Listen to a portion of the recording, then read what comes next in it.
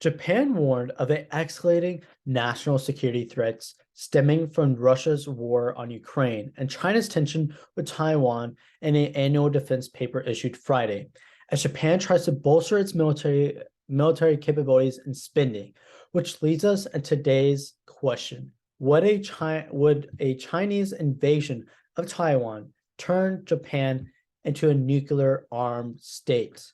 Yes, it is because of one, China's refusal to condemn the invasion of the context of the China-Japan relations. Two, Japan's extra defense budget. And three, the higher tensions in the region.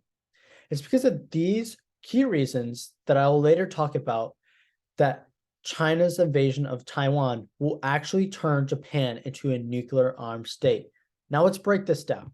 China's refusal to condemn the invasion in the context of the China's relations. Japanese policymakers and security experts are watching Russia's invasion of Ukraine as a means by which they draw lessons on how to ensure the future of Japan's own security. Japan has a long attached great importance to free trade and universal values like democracy, rule of law, and human rights.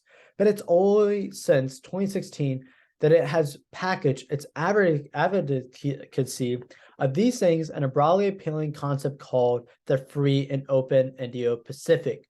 Although the Russia's war against Ukraine is in Europe, Japan is viewing the actions by one autocracy and drawing conclusions on what its neighboring autocracies could do in the Indo-Pacific region. Although Japan is surrounded by Russia, North Korea, and China, China's decades-long quest to occupy Taiwan has drawn it into a sharper focus out of fear that China may try something similar to what Russia is doing in Ukraine. In other words, Japanese elites are looking at what is happening to Ukraine and drawing conclusions from Russia and to China, fearing that it could happen to any country, anywhere in the world, namely a larger, much powerful neighbor could attempt to change the status quo of the Indo-Pacific by force, therefore adversely affecting Japan's security. In turn, this is affecting how Japan is looking at its own defense posture and spending, as well as its current work being done on Japan's new national security strategy and national defense program guidelines, which shows that it will lead to Japan having a nuclear armed state.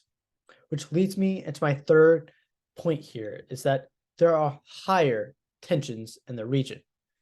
Extra defense funding is just one aspect of Japan's armor against escalation of regional tensions. Last month, Abe has used his position as former leader to raise another even more controversial prospect, the idea of hosting U.S. nuclear weapons in Japan. You heard that, U.S.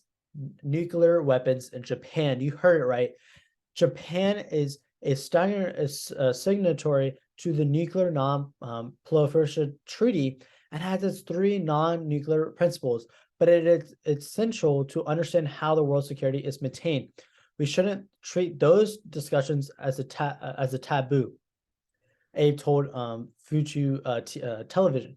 Hughes immediately dismissed this suggestion, calling it unacceptable, while anti-nuclear activists were particularly outraged. Japan falls within the U.S. nuclear umbrella, but has long ruled out hosting nuclear weapons due to the devastation wrought by atomic bombs dropped during World War II. But when asked about Abe's comments in a regular press briefing, China's foreign military spokesman Wang Jing said Japan's politicians have made wild comments that openly violate its own three non-nuclear principles and obligations of a party of nuclear non-proliferation treaty.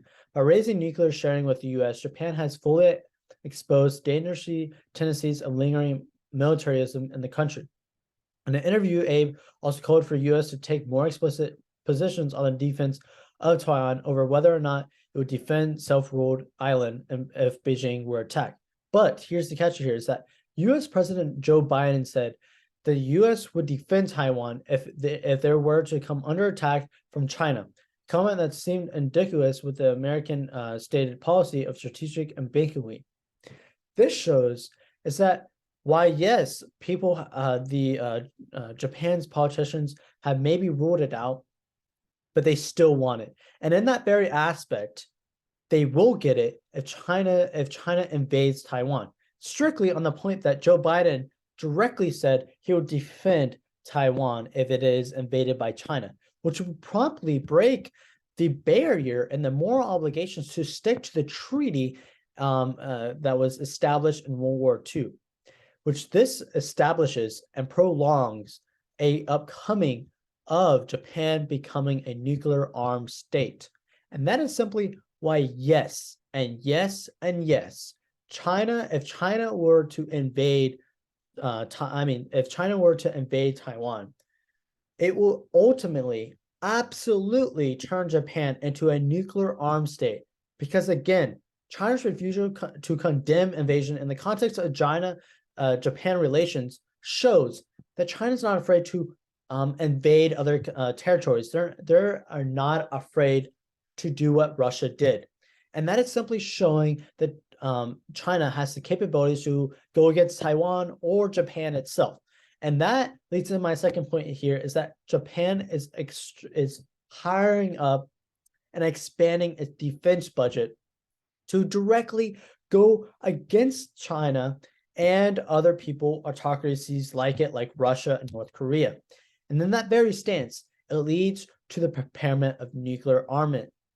And in that stance, it leads to my third point here, which is the point that will actually happen if China will invade Taiwan. And that is that the higher tensions in the region create the opportunity for Japan to receive nuclear weapons directly from the United States, as Joe Biden said he would defend Taiwan, and which would turn the moral obligation to outdo the World War II contract or treaty, and thus get nuclear weapons to attack China.